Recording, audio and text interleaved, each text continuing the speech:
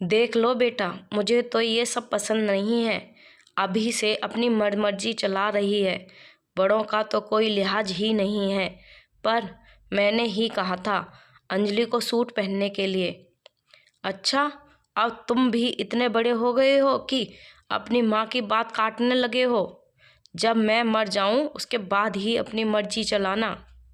चुपचाप जाकर अपनी बीवी से कहो कि जाकर साड़ी पहने तो ही घर के बाहर कदम रखे, समझे? ठीक है माँ। नीरज अपनी माँ को कुछ भी ना कह पाया, पर अपनी पत्नी को जाकर इतना जरूर कह दिया कि सूट की जगह साड़ी पहन ले।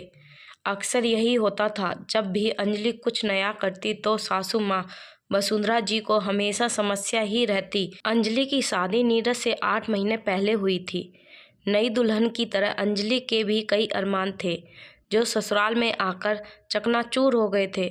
वसुंधरा जी तो बहुत ही ज़्यादा कड़क स्वभाव वाली सास थी, जिनके अनुसार बहू को हमेशा मर्यादा में रहना चाहिए, और ये मर्यादा शायद उनकी खुद की बनाई हुई थी। एक बहू को सुबह जल्दी सबके उठने से पहले उठना चाहिए और सबके सोने के बाद ही सोना चाहिए।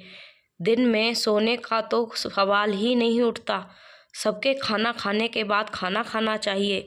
घर में सारा काम बहू की जिम्मेदारी होती है। यहाँ तक कि घर में काम करे तो चप्पल भी नहीं पहननी चाहिए। परिवार के साथ बहू को बैठने का कोई अधिकार नहीं।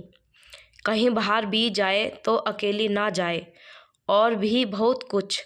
घर के लोग भी छुपकर अंजलि की मदद करते थे, लेकिन सामने बोलने की हिम्मत किसी की नहीं थी।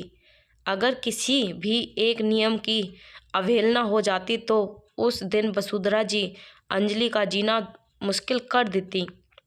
वह बस एक ही बात कहती रहती, जो भी करना मेरे मरने के बाद ही करना। इसलिए बेचारी अंजलि भी बस घर परिवार में सिमट कर रह गई। वक्त यूं ही बीतता गया। 2 साल बाद अंजलि की ननद की शादी पक्की हुई। तब भी अंजलि की शॉपिंग वसुंधरा जी ने ही की। अंजलि कोई भी सामान अपनी मर्जी का ना ला सकी। अंजलि का बड़ा मन था कि एक लहंगा तो वह अपनी मर्जी का ले ले, पर ऐसा ना हो सका। जब उसने यह बात नीरज को बताई तो नीरज ने कहा कि जब हम तुम्हारे मम्मी पापा के घर न्योता देने जाएंगे तो तुम अपनी माँ के साथ बाजार जाकर लहंगा खरीद लेना, और यहाँ आकर कह देना कि तुम्हारी माँ ने विदाई में दिया है। बस इस बात का ध्यान रखना कि माँ को पता ना चले। अंजलि ने ऐसा ही किया, पर पता नहीं कैसे वसुंधरा जी को पता चल गया, और उसके बाद उन्होंने बखेड़ा खड़ा कर दिया। उन्होंने अंजलि को वह लहंगा यह कहकर पहनने तक नहीं दिया कि मैं मर जाऊं तो मेरी अर्थी पर पहन लेना। आखिर मन मारकर अंजलि ने वो लहंगा अपनी ननद को ही गिफ्ट कर दिया। वक्त यूं ही बीतता गया, पर वसुंधरा जी के स्वभाव में कोई फर्क नहीं आया। कुछ सालों बाद अंजलि के देवर गौरव की भी शादी हो गई, और कविता अंजलि की देवरानी बनकर घर में आ गई। अंजलि सीधी सादी थी, वहीं कविता तेज तर्रार स्वभाव की थी। कुछ दिन तो सब ठीक रहा, पर कविता को इतना तो समझ में आ ही गया कि इस घर में रहना है तो वसुंधरा जी के अनुसार रहना पड़ेगा। साथ ही साथ उसे यह भी पता चला कि किस तरह से अंजलि अपना मन मार कर इस घर में रह रही है। उसने कई बार अंजलि को समझाने की कोशिश की कि भाभी आवाज़ उठाइए, पर अंजलि ने कभी भी हिम्मत नहीं की। एक दिन गौरव और कविता ने पिक्चर जाने का प्रोग्राम बनाया।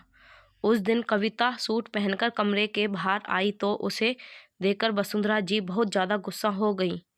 बहू, यह क्या पहन रखा है? वसुंधरा जी के जोर से चिल्लाने की आवाज़ सुनकर पूरे घर के लोग बाहर आ गए। क्या हुआ माँ जी, तुम्हारी हिम्मत कैसे हुई सूट पहनकर बाहर आने की? अभी के अभी सूट बदल कर आओ। पर इसमें क्या खराबी है? शरीर तो पूरा ढका हुआ है। मुझे नहीं पता, अभी के अभी सूट बदलकर साड़ी पहन कर आओ। जो मन मर्जी है मेरे मरने के बाद करना। मैं नहीं बदलूंगी सूट। आपको चिल्लाना है, चीखना है, जो करना है करिए। वसुंधरा जी को कविता से इस तरह के जवाब की उम्मीद नहीं थी। उन्होंने पास रखी छड़ी उठाई और कविता की तरफ लपकी। तेरी इतनी हिम्मत, मुझसे जवान लड़ाती है? अभी फ़ोन करती हूँ तेरे माँ बाप को, आकर लेकर जाएं तुझे। कभी अंजलि ने भी मुझे पलट कर जवाब नहीं दिया। तेरी हिम्मत कैसे हो गई मुझे जवाब दिया? जो भी करना है मेरे मरने के बाद करना। कब मर रही हैं आप? अचानक से अंजलि के ये कहते ही पूरे कमरे में सन्नाटा पसर गया। क्या कहा बहू तुमने? यही कि कब मर रही हैं आप? इतने सालों से मैं आपके मरने का इंतज़ार कर रही हूँ, पर आप हैं कि मरती ही नहीं। बहुएं भी इंसान होती हैं, उनकी भी कुछ इच्छाएं होती हैं, लेकिन उन्हें पूरा करने के लिए हमें आपके मरने का इंतज़ार क्यों करना पड़ रहा है? आप जैसी औरतें कभी भी अपनी बहुओं की इच्छाओं को समझ नहीं पाती। मर्यादा के नाम पर झूठे ढकोसलों में आपने हमको बांध कर रख दिया। बहू, तुम अपनी सास के लिए ऐसा कैसे कह सकती हो? मैं तो आप ही के मुंह से सुनती आ रही हूँ। आप ही कहती हैं ना, जो करना मेरे मरने के बाद करना। आप ही बोली हैं, जो शायद बहुएं आपके मरने का इंतज़ार कर रही हैं। आज अंजलि के मुंह ये सब सुनकर पूरा परिवार दंग रह गया। वहीं वसुंधरा जी के मुंह से बोल तक ना फूटा। आखिर अंजलि ने गलत भी क्या कहा? कभी भी बहुओं को झूठी मर्यादा के कारण उन्हें अनावश्यक बंदिशों में रखना ठीक नहीं है। दोस्तों, कहानी को अंत तक सुनने के लिए धन्यवाद। अगर कहानी अच्छी लगी हो तो लाइक करें, शेयर करें और चैनल को सब्सक्राइब करें। और हाँ, कमेंट करके ज़रूर बताएं कि कहानी आपको कैसी लगी। राधे राधे।